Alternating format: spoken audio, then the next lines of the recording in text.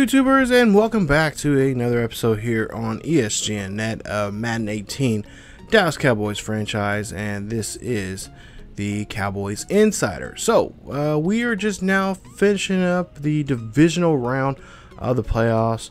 As you see there, final score for the Cowboys and the Redskins there, 38-27 there. What a game it was there, and honestly I'm very proud of the Cowboys here, as Dak had a great game there. 250 yards, 2 touchdowns, no interceptions there. Only got sacked once. He completed 69% of his passes. He was 19 of 29 there, but it was a very impressive game there. Not a really good quarterback rating there at 115.5, but hey, we'll take it, and we get the victory. Now, Kirk Cousins had a great day there. 252 yards, 2 touchdowns.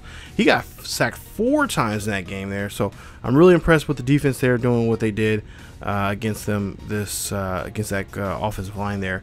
Zeke Elliott, 125 yards for 26 carries, 1 touchdown. But the most impressive thing right there, you see Darren McFadden, 4 carries there, 102 yards and 2 touchdowns. I was not expecting him to have a game of any sort at all in that game at all. Yeah, he is in the. I mean, we do have him in certain formations and packages and stuff like that, but I was not expecting him just to have a breakout run there that he had there. I think it was in the second quarter there. He just took off like a jet and just really showed us what he can do there. And I'm hoping that he can do that, and hopefully that will kind of spark some interest there to Elliott to have a really good game, because I mean, if I know in real life we wouldn't do this, but I mean, my survey, is what have you done for me lately? And right now, Elliott, he's had a little bit of a slow start there, getting out of the gate since his return back from a suspension. But the old timer there, McFadden, he was just putting on a game there. But also too, receivers there had a great day there. We had a couple drops for a couple guys there. Beasley had a really good catch there. Bryant, he had a 4 reception day with 54 yards and a touchdown. He did get hurt, and he was gone for that one drive that we did score with Beasley, that touchdown there. I was planning on having him go, give the ball to him more on that drive there, but he got hurt. So unfortunately, we couldn't put up the numbers I wanted to put up with him this week. But next week is a different story there, and we'll see what we'll try to do with him there. But there you see defensively numbers there. I like our defenses, especially that sack that we got from Skandrick there. He got that big sack there on Kirk Cousins, and like I said, I'm very impressed with the guys this week of what they were able to do there against that defense, because they had us, in zone blitzing, and there was a couple times we caught that, at least at one time when they got us in the sack. But for the most part there, I think the defense our offense did a really good job there of making sure Dak has enough time to be able to look down the field and just kind of read and react as quickly as he possibly could. So that was nice to see that to happen. And to be quite honest, I'm hoping that we'll have a repeat performance like that next week when we get ready to take on the next team there in the championship game. And we'll show you who that is in just a bit. Well, if you don't know already, it's the Seahawks, and we'll play against them here for the NFC Championship game. But there you see just some of the news that's going around in the NFL right now. A couple of coaches got fired, and of course there's that old coaching carousel going around there. Of course, the Lions, they had a tough game there against the Seahawks there. They lost that one 31-20 there. You see that little thing down there on the left-hand side of the screen with Caldwell there. Had a great year with him and the Lions there. Magical run there, but it comes up short there as the Seahawks are able to get the victory. Oh, maybe it's 34-20 there. I can't really tell from my screen here. Really need to clean my screen. But no, the Cowboys, they move on there. Now, take a look at your top players of the week, and there you see Prescott there, your top player of the NFC on offense, and Robinson there on defense for the Lions. Brady, of course, there for the AFC all on offense, and then on defense there, Ryan Shazier of the Steelers there on the defensive side of the ball there. So good day, good week there for the Cowboys. Had a great practice. This practice coming up this week is so far as the guys have been practicing very well. Take a look here at the divisional round. There you see the Steelers lose there to the Patriots 43-26. Redskins, of course, we beat them 38-27. And then the Chargers get defeated by the Jaguars, who surprisingly enough are playing some really good football. And they'll take on the Patriots next week in that AFC Championship game. But they win 34-11 there against the Chargers. And like I said, the Lions there losing that one to the Seahawks 34-20. So yeah, okay, it is 34-20. Is your final scores there. So the divisional round, really, like I said, really impressive, really good week there for us.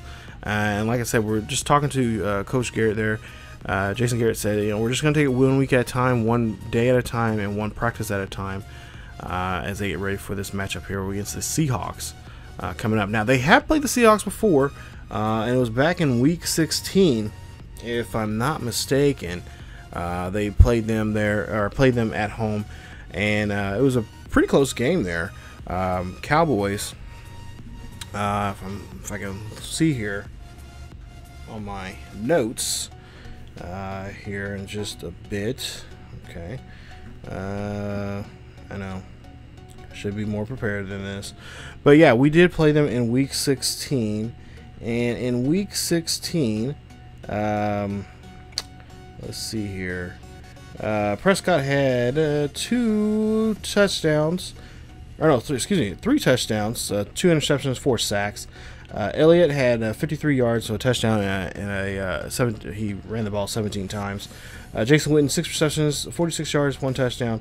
Dez Bryant, 4 receptions, 62 yards, 1 touchdown. And Williams had 2 receptions, 18 yards, and a touchdown there for him.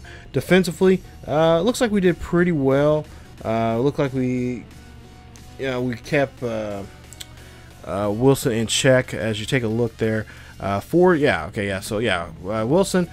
he got sacked a couple of times there, I think 5 times, but he was able to get away from us and get 4 touchdowns, but we did pick him off 5 times. Now remember, that was a game, now as I'm remembering now, it was the second half. The first half, they were in control. They had us, just locked down, really had a tough time moving the ball through the air and through the ground, but we were able to come up with some plays, we were able to get, I think, within a possession there before half.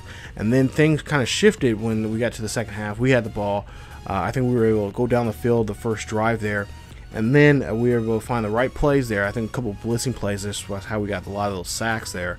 And we were able to move around and kind of get Wilson kind of running in some cases there. And he threw some weird throws there and just was getting picked left and right there. And I believe 2 of those picks that he threw to us went back for pick 6s there. That's what helped us in the second half to get back in the game and to win it. So we're hoping to do the same thing again there. I do have some plans on some zone blitzing there, and then playing close to the receivers, making sure we put our hands up and make sure we get the ball batted away there. Offensively, I kind of want to try to push the ball a little bit more, especially with Dez. I want to get him deep in the game and get him some good catches there. But I know they're going to have Richard Sherman matched up with him, so that will be an issue that we're going to have to work with and try to figure out there. We may have to move Dez around. We may put in. Been thinking about here lately putting Dez in the slot position there, so he can be closer to us on the line there, and then I let them deal with Beasley outside there. So that is something I know the coaches have been talking about this week. They want to give more touches there to Dez Bryant and also to Jason Witten in the game. So not to mention the young rookie Ryan Switzer, who's been just an amazing player. He's been catching a lot of catches for us, getting a lot of balls, getting quite a few receptions and yardage there this season, especially this second, really going to the second, towards the second half of the regular season there. We're hoping that will continue now into this second half of the season, this postseason. as he had a really good couple good catches there in the divisional game there, and we're just going to try to see if we can just put him more in put him in more of the mix there when throwing around. So there you see the injury report right now as of whereas we're recording this here, and you see a couple injuries there. Marcus Kamara, he will be returning the game. It was the status was he was uninjured, but it was unknown if he was going to be able to be ready to go. But they say that's going to be a game time decision, and last time we heard, they said that pretty much he was going to be. It was still a game time decision, but there was a good chance that he would be in the game if needed. So Russell Wilson, there you see his numbers or his what his overall attributes are this season here. Pretty modest season here so far for him. He hasn't really, you know, it's Russell Wilson. I mean, what else can I say about him? I mean, he's just a scrambler. Great arm, great strong arm, and it always has a lot of help there with his receiver, especially from his back here, like Thomas Ross there, Central Michigan guy, 2 years, 24 years of age there. He's had a great year so far here this season, and over 1,000 yards for him for this season, 7 touchdowns, 18 broken tackles, and 257 carries for him this season. I should say Wilson, 3,682 yards, 27 touchdowns, 15 interceptions for him, 29 sacks, and he's completed 68% of his passes. Doug Baldwin, 74 receptions, 988 yards, 6 touchdowns there. Getting close to that 1,000-yard mark, but unfortunately coming up short this season with him. And then you see him, a 6-year man from Stanford there, who has some really good speed there. That's something that we're going to have to. That's going to be a bit of a challenge for us, as our corners and safeties are not the speediest there. I think the only person really is Skandrick, who has the best speed. We'll probably be matched up more to lock it here. Kansas State guy here, 2 years in the league, 24 years of age, 182 pounds. And the Lockett, 52 receptions, 376 yards, and 1 touchdown there. Not too many touches, not too many yardage this year. He's been, I think, he had a couple of injuries there, and he's out for a good majority of the season there. But you know, with postseason being, I mean, that, you know, that's usually the time to step up and really show what you can do, so you can get to try to get those long-term contracts later on. Jimmy Graham, of course, there you see him, the tight end there for them. Former Saint now. He's been with the Seahawks now for quite a few years now. 75 catches, 89 yards, 7 touchdowns there for him. And he has been a guy that I think that we're going to have to really be concerned about there, and especially in the red zone, just like Jason Witten there. Just good hands there, and he can get himself open very quickly and can be very do a lot of damage to you very quick and very often. Cliff, there you see his what he's done, his attributes so far this season. 65 tackles, 2 tackles for loss, 7.5 tackles, or 7.5 sacks, I should say, and a forced fumble there for him. And then, of course, Michael Bennett there. Oh, boy. Big boy here. It's 76 tackles, 10 tackles for loss, 16.5 sacks, forced fumble, and a block kick this year so far. The 8-year man from Texas A&M there. He is a beast, and he is a run stopper. And this is a guy that I think is going to be an interesting matchup between him and Zeke Elliott, especially with McFadden back there. I think they're going to be, I hope they're not too prepared with dealing with 2 guys, because we're going to try to really utilize our run when we do run there quite often with both of those guys. And I would even say if you put Alfred Morris in the mix there too. So we're going to try to have a 3-headed monster there to really, I really want to have a really good running game against him, so we can open up the passing a lot more, so Dak can be more relaxed. And then you got Sheldon Richardson, 67 tackles, 10 tackles for loss, and 2.5 sacks there for him for the season. Bobby Wagner, who gave us a fit last time we played against him, he picked us off twice in that game there against Seattle. 73 tackles, 3 interceptions, 2 forced fumbles, and a fumble recovery. So, or excuse me, my bad, wrong stats. 110 tackles, tackle for loss, 2 sacks, 6 interceptions, and a forced fumble there from him. So Bobby Wagner is definitely going to be a guy up the middle that we're going to have to worry about. The numbers I was reading off there: 73 tackles, 3 interceptions, 2 forced fumbles, and a fumble recovery. Yeah, it's that man right there, Richard Sherman, 6'3", 6-year man from Stanford. And this is one I'm kind of really concerned about. Anytime I play against corners, the guys like him, this is what makes me nervous. So, you know, with the last week's game not entering any interceptions, and Dak being very calm and cool and collected in the back, the line doing a great job blocking, with them, you know, throwing run, you know, zone blitzes at us, like with using Cam Chandler. There you see his attributes so far this season. That is going to be an issue for us as we go along this season. Cam Chandler, 68 tackles, 4 interceptions there, forced fumble recovery, and of course a touchdown. Utilizing those two right there, just, you know, putting the pressure on one side of the field and then getting it from the other.